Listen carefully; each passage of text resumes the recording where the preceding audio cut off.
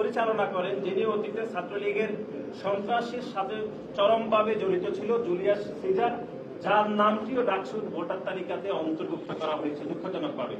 তার বিষয়ে কি ধরনের ব্যবস্থা গ্রহণ করেছে ঢাকা বিশ্ববিদ্যালয় কর্তৃপক্ষ, সে বিষয়ে আমরা জানতে চাইছি। এর বাইরে ঢাকা বিশ্ববিদ্যালয় শিক্ষার্থী সংসদ 2, সেখানে বাংলাদেশ জাতীয়তাবাদী ছাত্র দলের নামে বেনামে যেরকম প্রোপাগান্ডা করা হয় সারাদিনে, সে বিষয়ে মাননীয় উপাচার্য মহোদয় আমাদেরকে 6 মাস আগে বলেছেন তিনি ঢাকা বিশ্ববিদ্যালয়ের শিক্ষার্থী সংসদ 2-কে তিনি মনিটরিং করবেন, তিনি দেখাশোনা করবেন। কিন্তু আজকে 6 মাস পরেও এসে একই অবস্থা, অর্থাৎ ঢাকা বিশ্ববিদ্যালয় সামাজিক যোগাযোগ মাধ্যমে যে একটি গ্রুপ রয়েছে শিক্ষার্থী দ্বারা নিয়ন্ত্রিত হয়, শিক্ষার্থী সংসদ 2, সেটাও আগের অবস্থায় রয়েছে। অর্থাৎ সেখানেও একই ন্যারেটিভ তৈরি করা হচ্ছে, বাংলাদেশ জাতীয়তাবাদী ছাত্র দলের নামে বিভিন্ন প্রোপাগান্ডা করা হচ্ছে।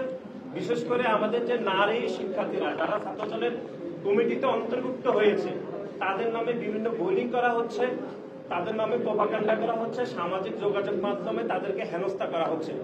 তার বিপরীতে আমরা বাংলাদেশ জাতীয়তাবাদী ছাত্র দল সুস্পষ্টভাবে আমরা এগুলো ব্যাখ্যা দাবি করেছিলাম। আরো 2-1টি বিষয় ছিল, সেটি হচ্ছে আপনারা জানেন যে বিভিন্ন হলগুলোতে সামাজিক সাংস্কৃতিক সংগঠনগুলোতে রাজনীতি যারা যুক্ত থাকে তাদেরকে অন্তর্ভুক্ত করা হয় না। কিন্তু আমরা দেখেছি এই গণঅভ্যুত্থান পরবর্তী সময়ে বিভিন্ন সামাজিক সাংস্কৃতিক সংগঠনগুলোতে যারা অন্তর্ভুক্ত হয়েছে অথবা যারা নেতৃত্ব দিচ্ছেন, তারা গুপ্ত শিবিরের রাজনীতির সাথে জড়িত আমরা ইতিমধ্যে প্রমাণ পেয়েছি, এবং সেই প্রমাণগুলো আমরা ঢাকা বিশ্ববিদ্যালয়ের মাননীয় উপাচার্য মহোদয়ের কাছে আমরা দিয়েছি। সুতরাং সার্বিক এই সকল বিষয়ে আমরা আমাদের বক্তব্য পেশ করেছি।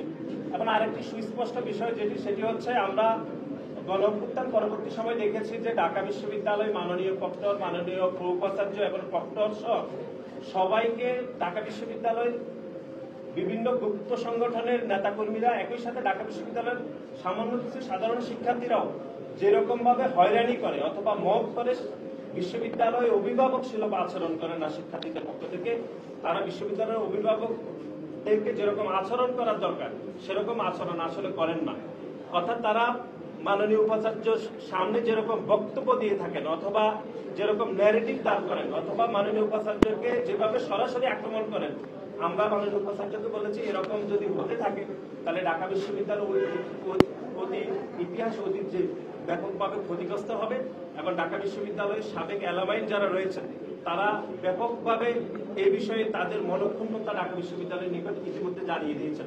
সুতরাং আমরা মনে করি ঢাকা বিশ্ববিদ্যালয়ের সাধারণ শিক্ষার্থী এবং বিশেষ করে গুপ্ত সংগঠনে যারা রয়েছেন তারা ঢাকা বিশ্ববিদ্যালয়ের মাননীয় উপাচার্যকে সহ ঢাকা বিশ্ববিদ্যালয়ে যারা আমাদের অভিভাবক রয়েছে তাদের প্রতি যেরকম বিমাতা সুলভ আচরণ করেন সে বিষয়ে আমরা বিশ্ববিদ্যালয়ের উপাচার্য বরাবর আমরা আমাদের মতামত দিয়েছি।